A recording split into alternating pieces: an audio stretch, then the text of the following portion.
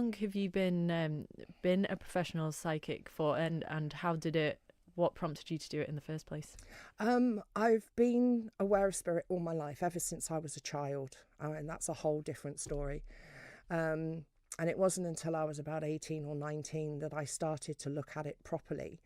I always said that I would never use my abilities professionally. It wasn't a road that I wanted to go down. I was determined to have a career, and I started forging that career. I went back to school, I got a diploma in business management, and then in 2002 I was diagnosed with lupus, and within a month I was unemployed. So I had no choice other than to fall back, and I kind of feel that the universe had a hand in that, but I couldn't be happier now. I really couldn't be happier. I love my work, and I love working with the public and helping the public have their first experience, and yeah, it's very exciting. And you do a lot of, we were talking before, you do a lot of seances and a lot of work over here on the island. Can you tell us a bit about some of your spookier experiences? I have to say that I've been into some very, very scary places. And when you're doing public events, I think it's important that you can take people into these events and do an investigation with seances and connect with the environment and kind of know that they're going to get something. But it's very, very rare that I will shut an event down because I feel that people are at risk.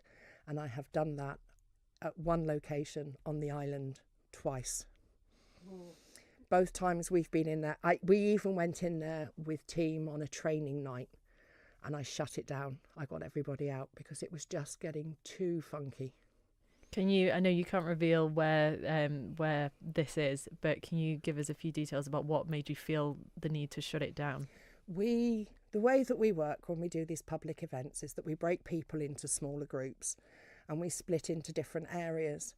They've always got a team leader with them. They're always looked after. I was walking down the corridor and I just suddenly heard one of the young women screaming. She was just screaming, "Help me, help me." I've gone flying into this bedroom, and she's just stood there. She is absolutely terrified. She's just screaming over and over again, "Help me, help me, get it off, get it off." So we've brought her out of there. As we've brought her out, another group in a room just a little further down the corridor, I had a gentleman in there that started shouting and getting really aggressive, just right out of the blue, completely out of character. So I've gone to sort him out. All the time in the background, I've got this poor girl screaming, "Help me, help me." I've managed to sort the chap out. He's come to, has absolutely no knowledge about what's just happened. I've gone to this young girl who, bless her heart, was screaming for what felt like forever, but it couldn't have been more than 5 minutes. When I got to her and I've got through to her and I've brought her back down because that's what I do, and she's back with us and she's back in the room, and I'm saying to her, "What were you frightened of?" And her first words were, "What am I doing here?" She had no idea about what had just happened to her, couldn't understand why she was in a different room, away from her friends and away from her group. Fantastic location. Bumps, bangs, doors being slammed, going into a room and standing in there and working, and then you go out the room and the door won't open. Just an absolutely phenomenal place.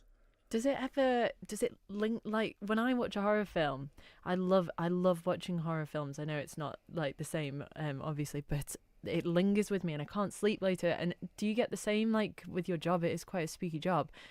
Can you shut off after an experience like that? I think so. I have this ability to just completely disconnect. As long as I know that when everyone's left, it's up to me to make sure that as everyone leaves, they're safe, they're not taking anything with them, and they're all happy. So as long as I know that everyone's okay, then I can sleep, then I can disconnect. Takes me a little while, but for me, they're absolutely exhausting because I'm the one that has to keep everybody else safe and just kind of run the seances and things. And at the end of the night, when we do those big seance circles, and you've got different people within that circle kind of coming up and feeling different things and experience different things, for me it's absolutely thrilling. It's so exciting, and they obviously love it as well, although they have no memory of it. But we can tell them afterwards. It's good. And you were saying earlier that so you're doing Nightmare Nights this year, which is very new, and that's hopefully going to become a regular thing. Yes. But We've got you're next year's planned already. The Brilliant. House of Hell in Ramsey. Yes. Excellent. And you were saying you're also doing paranormal... Paranormal lockdowns, yes. That's something very new. What we're looking to do is, with some of the more well-known locations on the island, we're going to be doing all-night lockdowns, dusk till dawn. So people will be coming in. We're going to do it... we're going to try to do one in the summer and one in the winter. So people will be coming in and the doors will be shut, and they won't be leaving until the sun comes up the following morning.